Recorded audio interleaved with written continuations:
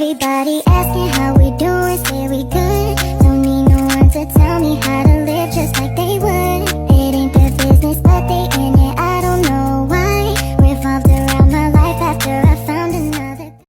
Bismillahirrahmanirrahim. Assalamualaikum warahmatullahi wabarakatuh. Perkenalkan, nama saya Rohimah Putri Nuraini dengan NIM 123-10157 dari kelas 2E Prodi PGMI. Tujuan saya membuat video ini untuk menjelaskan apa sih urgensi dari mempelajari materi sumber-sumber pendidikan Islam, mata kuliah filsafat pendidikan Islam yang diampu oleh Bapak Imam Agung Prakoso.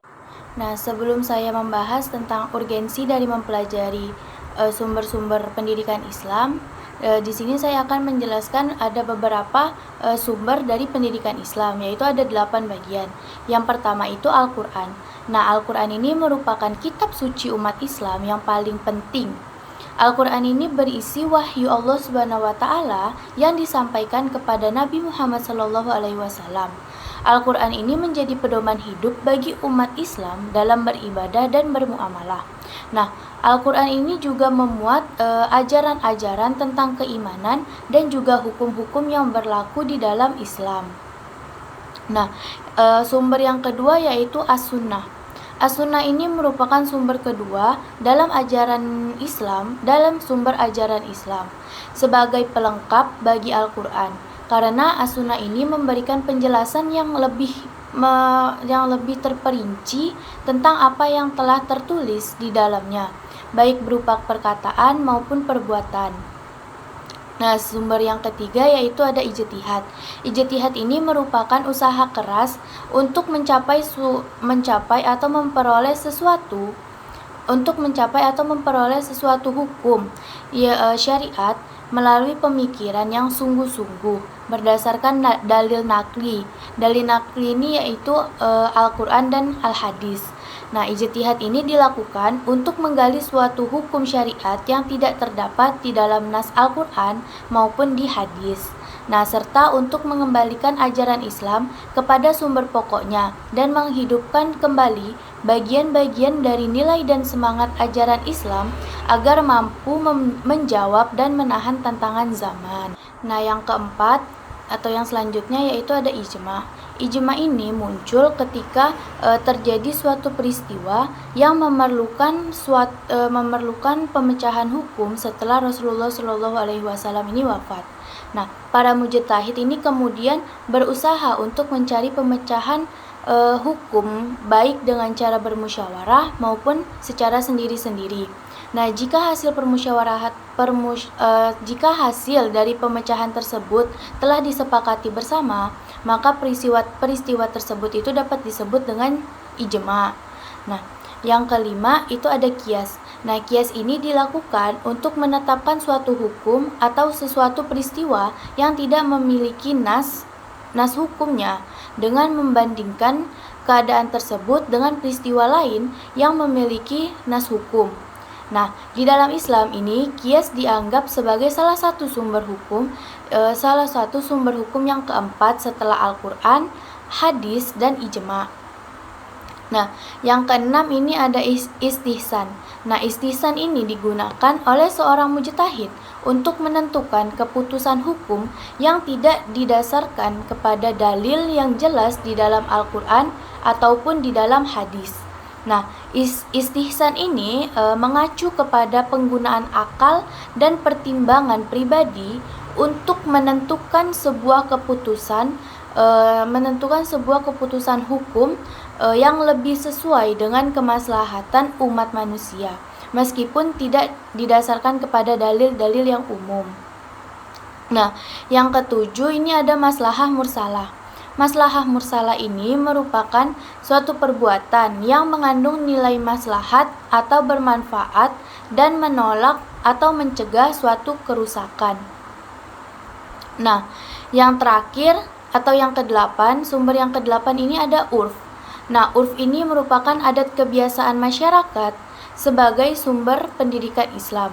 Nah, dengan demikian, setelah dipaparkan 8 sumber tadi, sumber-sumber pendidikan ini dapat menjadi dasar rujukan terhadap ilmu-ilmu yang lainnya dan dapat membantu dalam mengembangkan sebuah pendidikan yang bermakna dan sesuai dengan nilai-nilai ajaran Islam.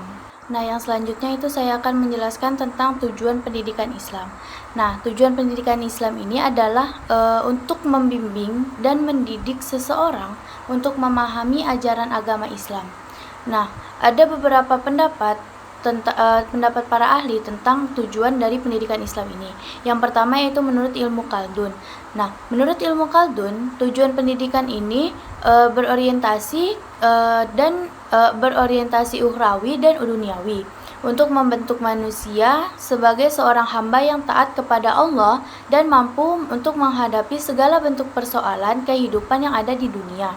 Yang kedua ini menurut Al-Ghazali. Beliau berpendapat bahwa tujuan pendidikan Islam merupakan kesempurnaan manusia di dunia dan di akhirat untuk mencapai kebahagiaan hidup di dunia dan kebahagiaan di akhirat. Yang ketiga ini menurut Muhammad Abdul Qadir Ahmad. Menurut beliau, tujuan pendidikan Islam adalah menumbuhkan keimanan kepada Allah Subhanahu wa taala, kecintaan kepadanya, beramal untuk menaatinya, dan menanamkan akhlak yang paling utama. Nah, yang keempat ini menurut Muhammad Munir Mursi. Nah, menurut beliau, tujuan pendidikan Islam adalah mengajarkan Al-Quran, pengetahuan tentang ibadah yang fardu, dan mencapai sebuah kesempurnaan manusia dengan akhlak yang mulia. Selanjutnya, menurut Abdul Ghani Ubud. Menurut beliau, tujuan pendidikan Islam ini terbagi menjadi dua, yaitu tujuan umum untuk mewujudkan manusia yang taat beribadah kepada Allah Subhanahu wa taala, dan yang kedua ini tujuan khusus. Tujuan khusus ini untuk memahami secara benar tentang falsafah Al-Qur'an. Nah, yang selanjutnya dan yang terakhir yaitu menurut Imam Syafi'i. Menurut beliau, tujuan pendidikan Islam ini harus sejalan dengan keinginan manusia untuk mencapai suatu kebahagiaan hidup, untuk mencapai kesempurnaan manusia di dunia dan di akhirat. Nah, dalam sintesisnya, tujuan pendidikan Islam ini mencakup dua aspek utama, yaitu yang pertama untuk mewujudkan kebahagiaan hidup di dunia, dan yang kedua yaitu kebahagiaan di akhirat. Yang terakhir yaitu materi tentang urgensi dari mempelajari sumber-sumber pendidikan Islam. Nah, urgensi dari mempelajari sumber-sumber pendidikan Islam bagi calon pendidik itu sangat penting karena dapat memungkinkan untuk memahami dan mengaplikasikan sebuah ajaran Islam ini ke dalam sebuah proses pendidikan. Nah, urgensi mempelajari sumber pendidikan Islam bagi saya dan di masa yang akan datang yaitu yang pertama, itu dapat pengembangan karakter. Nah, dengan pengembangan karakter, pendidikan Islam ini dapat membantu calon pendidik dalam mengembangkan karakter yang seimbang dan juga harmonis, termasuk dalam karakter akhlak, iman, dan juga ihsan. Nah, mereka ini akan lebih siap dalam untuk menjadi pendidik yang efektif dan berwawasan. Nah, yang kedua ini pengembangan keterampilan. Dengan pengembangan keterampilan dapat mempelajari sumber-sumber pendidikan Islam. Ini dapat membantu calon pendidik dalam mengembangkan keterampilan seperti berpikir kritis, komunikasi yang efektif, dan dapat beradaptasi dengan situasi-situasi yang berbeda-beda. Nah, keterampilan ini itu sangat penting di dalam sebuah proses pendidikan. Yang ketiga yaitu dengan pengembangan pengetahuan.